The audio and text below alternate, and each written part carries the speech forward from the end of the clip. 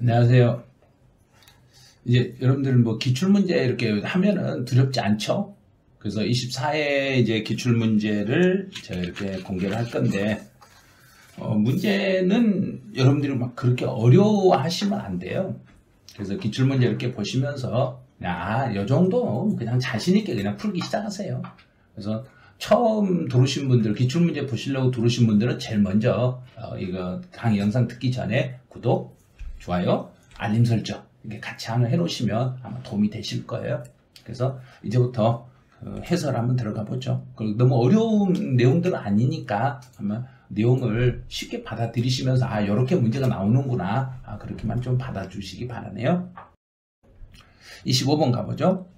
과세관청의 결정에 하여 납세무가 확정되는 지방세를 모두 골라라. 근데 여기는 앞에가 원칙이라는 걸 주의하셔야 돼요. 원칙적으로 과세관청의 결정, 그러면 요거는 보통, 징수, 세목입니다. 이렇게 원칙적으로 보통, 징수, 세목인 지방세를 골라라. 그럼 양도소득세와 종합부동산세는 국세니까 안되는 탈락. 취득세는 원칙이 신고납부, 취득세는 원칙이 신고납부이고 재산세가 원칙이 보통, 징수입니다. 지방세만 골라라. 그래서 디귿 요거 하나만 이렇게 고르시면 돼요. 그런데 잘 모르시고 과세관청의 결정까지만 보고 지방세를 여기를 안 봐버려요. 지방세를 안 본 상태에서 니은 디귿에서 요 4번을 골라버리는 일이 생겨요.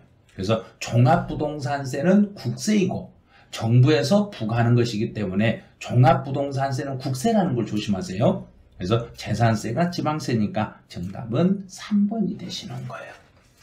자, 26번. 공시 송달할 수 있는 경우가 아닌 걸 찾아라. 이게 이제 2021년에 법이 약간 개정이 됐지만 공시 송달은 게시판에 붙이는 거예요.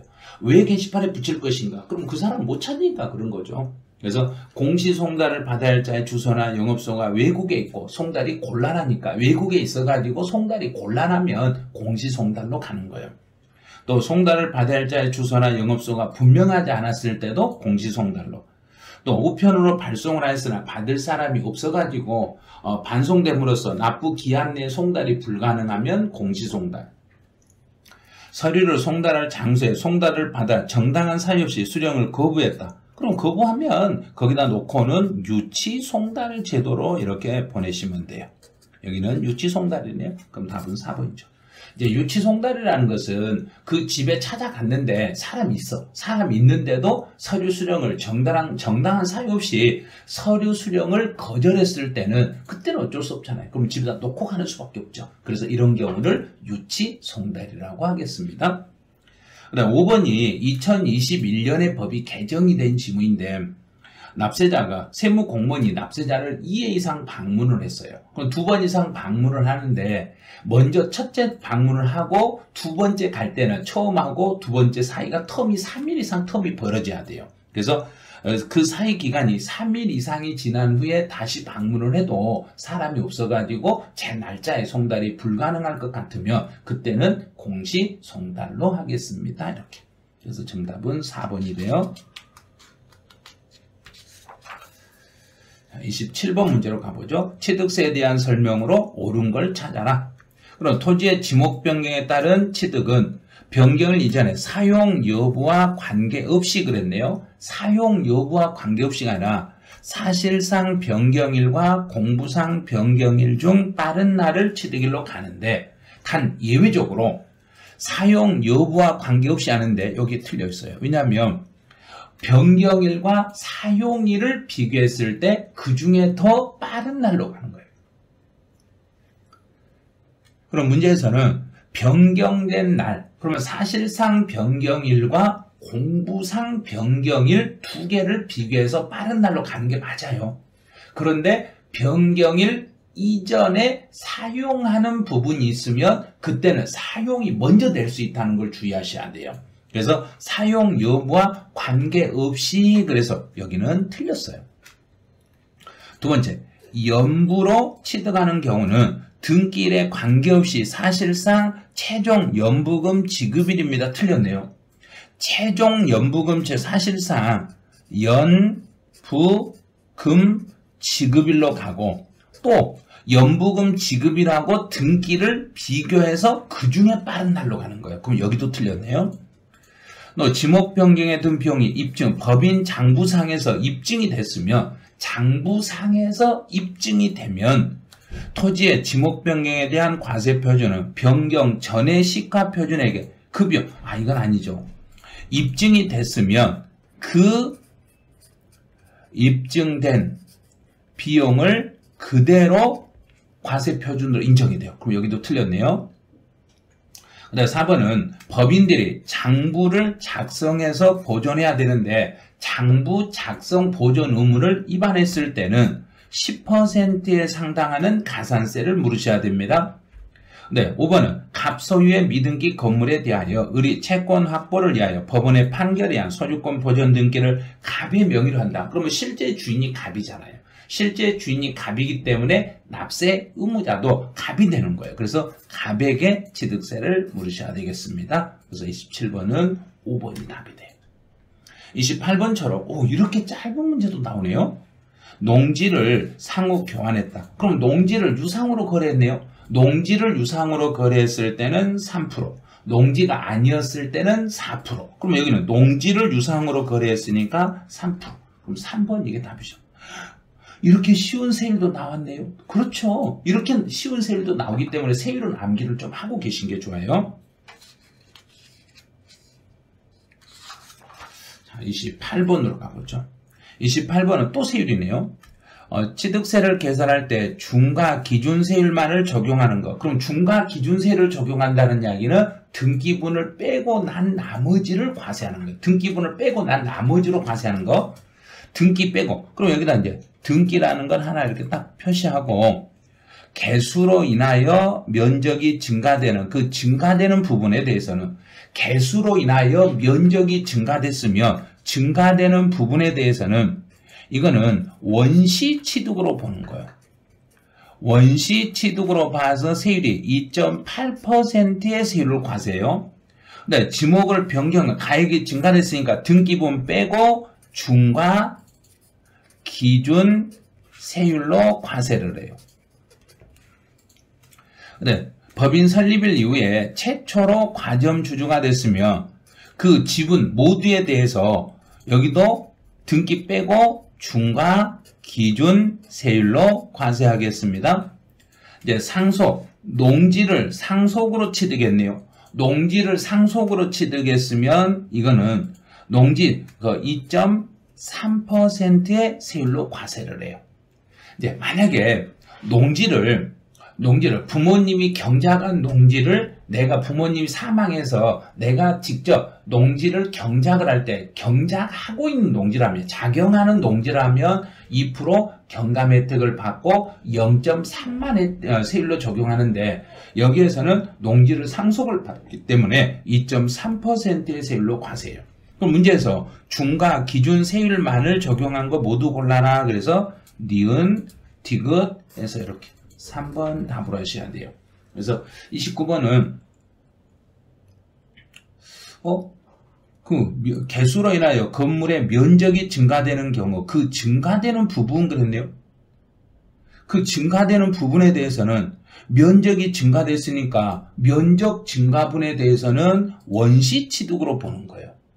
원시 취득으로 보니까 29번은 등답을 3번 이렇게 답을 하셔야 돼요. 그런데 이런 문제 쉬운 문제가 아니에요. 상당히 어려워요 이거. 그래서 혹시 32회 시험에서도 이렇게 특례 세율 문제가 나왔을 때 너무 쉽게 접근해서는 안 돼요. 그래서 등기를 하는가 안 하는가를 보고 얼른 판단을 해 주셔야 돼요.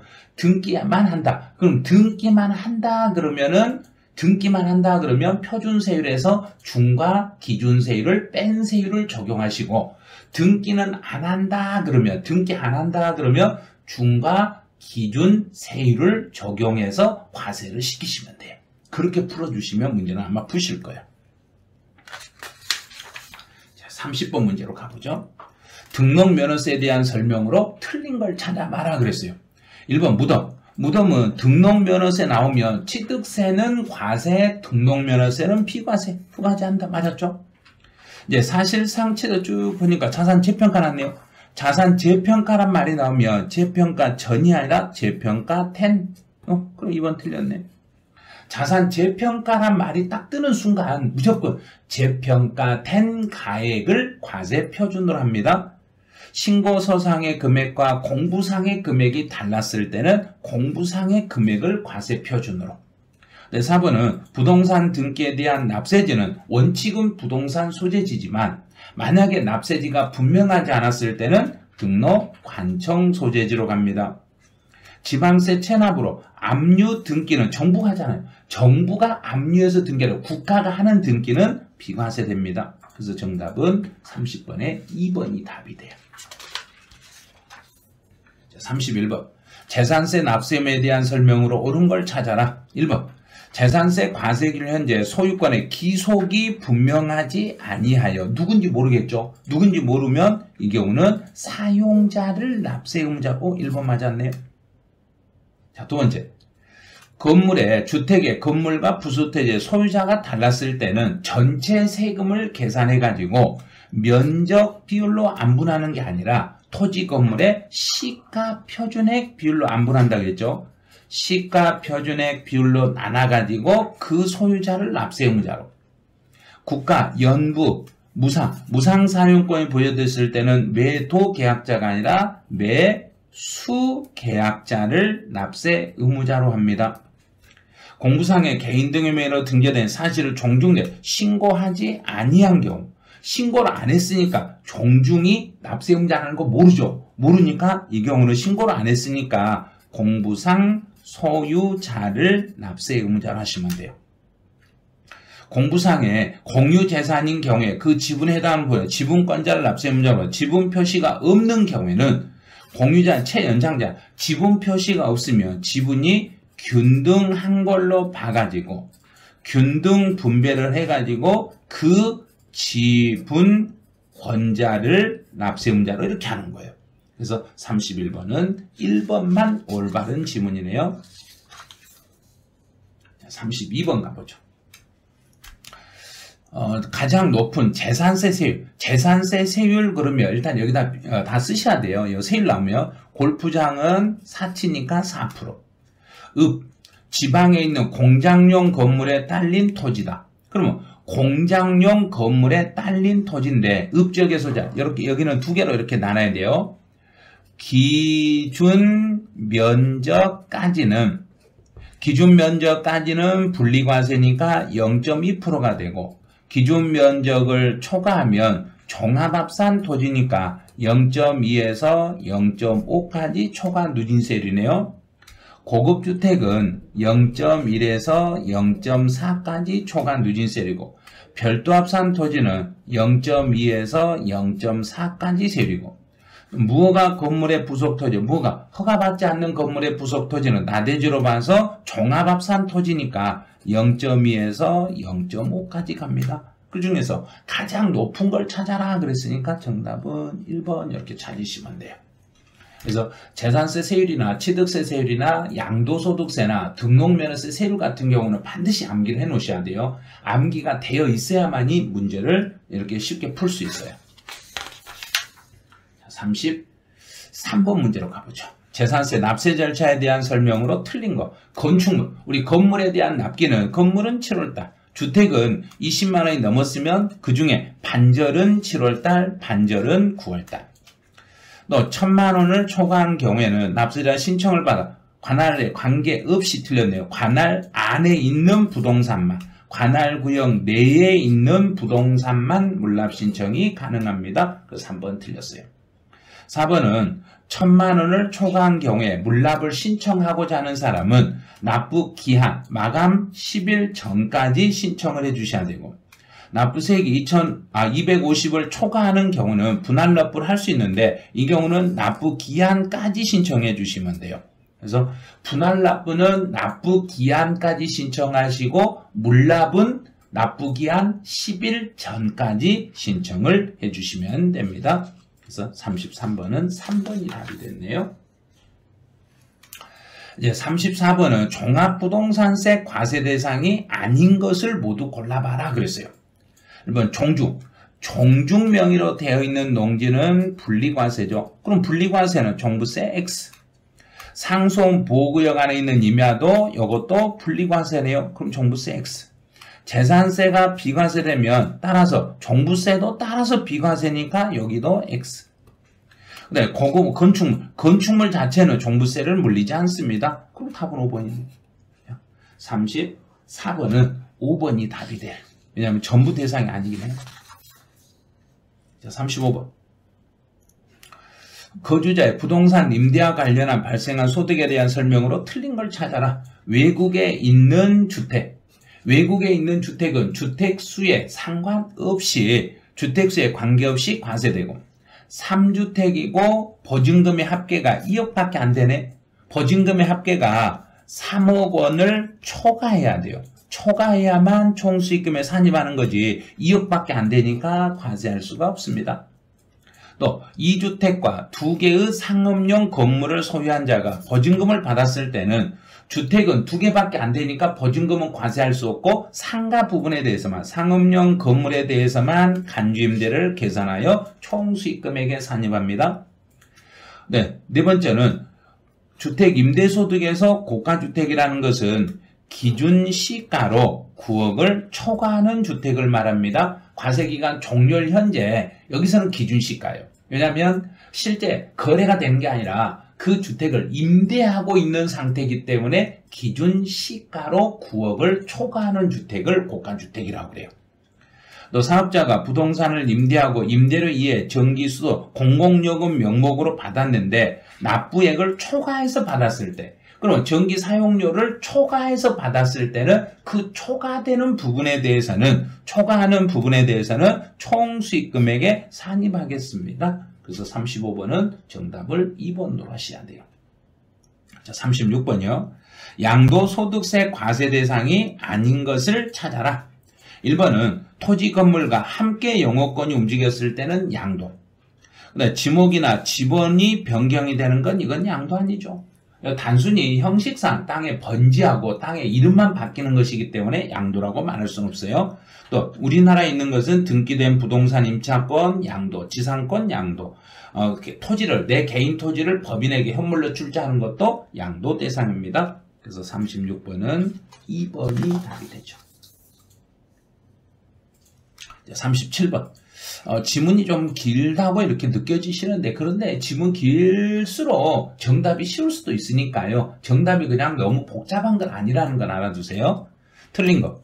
1세대 1주택 비과세 규정할 때 부부가 각각 세대를 달리 구성했다. 그러면 우리는 1세대 1주택 2년을 보유하며 비과세를 받는데, 나와 배우자가 각각 세대를 구성했더라도 부부는 언제나 동일 세대로 봅니다. 그래서 동일한 세대로 봅니다. 해외 이주, 외국으로 출국했어요. 그러면 출국일로부터 2년 이내만 양도하면 비과세입니다. 결혼했어요. 5년 안에만 팔면 비과세입니다. 그 다음에 다가구 주택이에요. 그러면 하나의 매매 단위로 움직였을 때는 각각을 하나의 주택으로 하는 게 아니라 전체를 묶어서 단독 주택으로 보겠습니다.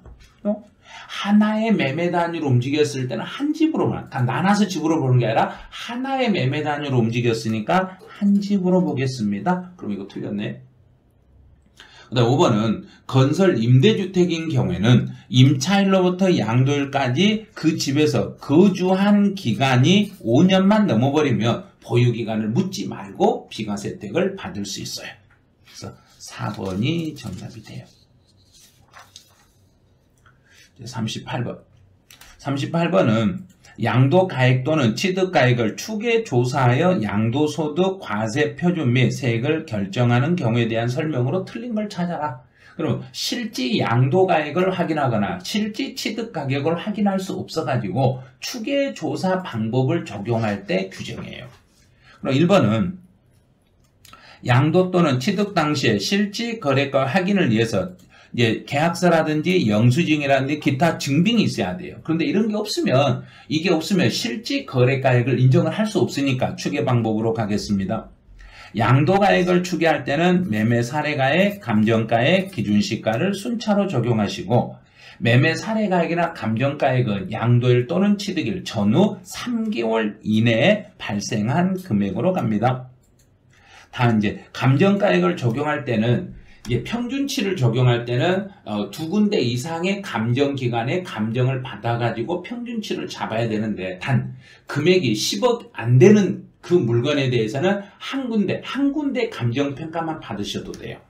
그래서 시가, 기준시가 10억 이하인 자산에 대해서는 여기서는 여러 군데 감정을 하는 게 아니라 하나의 감정만 받으셔도 상관없어요. 근데 10억이 넘으면 두 군데 감정을 받아야 되고 10억이 넘지 않았을 때는 한 군데 감정만 받으시면 되겠습니다. 환산취득가액은 양도가액을 추계할 때는 적용이 될 수 없어요. 환산취득이라고 했잖아요. 환산취득가격은 양도가액을 추계할 때는 적용이 안 되지만 취득가액을 추계할 때는 적용이 됩니다. 여기에는 적용이 되고 양도에는 적용이 안 돼요. 그럼 답은 5번. 그래서 환산의 방식은 양도는 미래잖아요. 미래는 환산할 수가 없어요. 근데 과거치는 물가 상승률을 고려해서 역산할 수 있는데 미래 양도 가격은 어떻게 금액을 예측할 수 없는 거예요. 그래서 양도 가액은 환산이 불가능하지만 취득 가액만 환산이 가능합니다. 그래서 정답은 5번이 되네요. 39번. 장기보유 특별공제와 양도소득 기본공제에 대한 설명으로 틀린 걸 찾아봐라 그랬네요. 보유기간이 3년 이상이고 우리나라에 있는 토지 건물이고 한정하여 틀렸네? 토지 건물에 한정하는 게 아니라 토지 건물이고 조합원 입주권까지 가능해요. 조합원 입주권도 장기보유 특별공제를 받을 수 있습니다. 그래서 한정이라는 말 이것 때문에 틀린 거예요. 두 번째로 국내 소재 1세대 1주택이라도 등기되고 3년 이상이고 거주기 2년 이상인 경우는 장기보유 특별공제가 적용될 수 있습니다. 1세대 1주택이고 2년 거주 요건을 충족하면 보유기간에다가 4%씩 공제가 되고 거주기간에 4%씩 공제돼서 최대 80%까지 받을 수 있어요. 그런데 1세대 1주택이고 거주기간을 2년을 충족하지 못했을 때 장기보유 특별공제를 못 받는 게 아니라 2년 거주기간을 충족을 못했을 때는 보유기간 1년당 2%씩 공제해서 최대 30%까지만 받을 수 있어요. 그래서 공제율이 달라지는 거지 2년 이상 거주를 안 했다고 해서 장기보유 특별공제를 못 받는 건 아니에요. 그래서 보유기간 3년만 넘으면 장기보유 특별공제는 받을 수 있어요. 있는데 1세대 1주택자가 2년 거주를 했을 때는 공제율이 더 높아진다는 거. 또 3번은 양도 차익에다가 공제율을 곱합니다. 또 4번은 등기된 국내 소재 사업용 토지를 양도한 경우에는 등기가 되었기 때문에 기본공제는 받을 수 있어요. 기본공제라는 것은 보유기간 묻지 말고 등기만 되어 있으면은 어떠한 자산도 묻지 말고 종류도 묻지 말고 보유기간도 묻지 말고 등기만 되어 있으면 기본공제는 받을 수 있습니다. 장기보유 특별공제를 계산할 때 2월 과세가 적용되는 경우에 보유기간은 무조건 2월 과세 그러면 증여한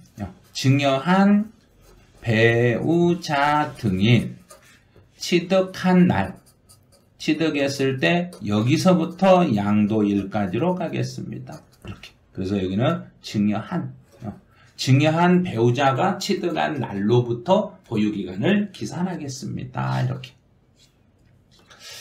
그럼 틀린 걸 찾아라. 그래서 39번은 1번 틀렸어요. 이러면 돼요. 자, 40번. 또 계산 문제 나오네요. 보니까, 계산이 실제 시험에서는 계산 문제가 한 문제씩 출제가 되네요.